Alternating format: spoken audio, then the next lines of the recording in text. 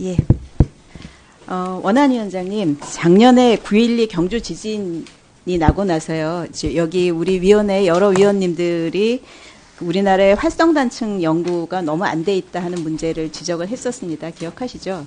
그래서 아마 범부처 공동으로 활성단층 연구를 추진하기로 하신 거 맞습니까? 네. 예, 근데 제가 최근에 지진화산 재해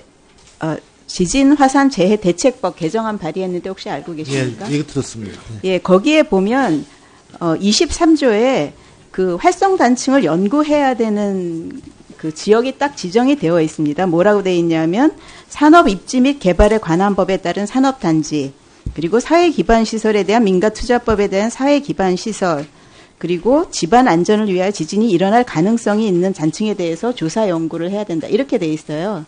그래서 제가 이번에 그 개정안을 낸 거는 원자력 안전법에서 규정하는 원자로나 원자력 이용 시설이 그 안에 포함이 돼야 되겠다 해서 그걸 냈고요.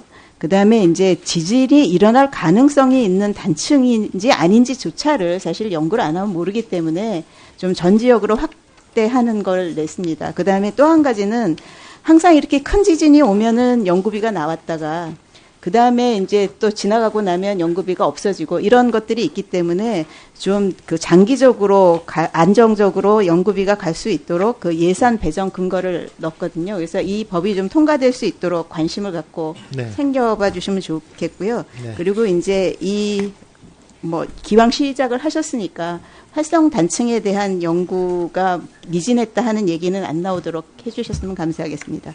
예. 그 다음에 또 한 가지는 제가 이 얘기를 할까 말까 좀 생각을 하긴 했었는데 그냥 말씀을 드리겠습니다. 우리 원전이 계속되든 아니면 뭐 여기서 이렇게 급작적인 탈핵으로 가든 어쨌거나 60년 이상 계속 원전이 돌 거기 때문에 국민의 신뢰를 얻는 건 굉장히 중요합니다. 근데 제가 보니까 10년 동안 124건의 원전 사고 고장, 이게 뭐 중대한 거는 아니지만 그런 것들이 있었습니다. 그래서 보면은 이제 한 달에 한 건 꼴로 이렇게 그게 나왔고요. 그래서 보면 뭐 자동 정지, 수동 정지한 저 위에 본 것처럼 표가 나오는데 사실은 저 건수가 이렇게 수동 정지하고 자동 정지했다는 거는 사실은 좋은 사인일 수도 있습니다. 미리 문제가 되기 전에 잡은 거니까요.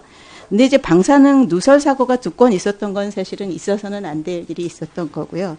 제가 오늘 말씀드리고자 하는 거는 아까 우리 그 사고나 고장 발생 시에 보고하는 체계가 있었잖아요. 구두로 1시간이냐 4시간이냐 이게 있었고 그다음에 상세 보고가 있습니다. 60일이나 90일 하면은 상세 보고가 제가 상세 보고 폼을 보니까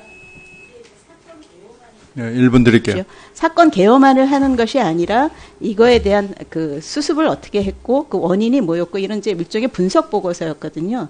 그래서 제가 궁금한 거는 이제 원안위에서 그런 그 분석 보고서를 다 받으실 텐데 받아보고 나서 그 다음 후속 조치를 제대로 했는지, 만일 이제 아까 존경하는 고영진 의원님 얘기하셨던 것처럼 중부적합 상황하고 연계된 게 있으면 다시 후속을 하셨어야 되는데 그거에 대한 자료를 얻고 싶어서 자료 요청을 드렸는데 너무나 간단하게 표로 그냥 이렇게 한 줄씩 왔고, 제가 받아본 거는 뭐 예를 들어서 밸브 고장으로 뭐 자동 정지 이렇게 됐으면 그 밸브가 왜 고장이 났는지 그거에 대한 원인 분석 같은 게 있어야 될 것 같은데 그거에 대한 한 단계 더 들어간 다시 그런 것들이 재발되지 않게 하는 그런 것들이 좀 부족하다 하는 느낌을 들었거든요. 그래서 제가 이제 자료를 요청을 하나 할 건데 이 사건 사고에 대해서 어차피 지금 보고서를 갖고 계실 거잖아요. 그걸 좀 파일링해서 주시고요. 그걸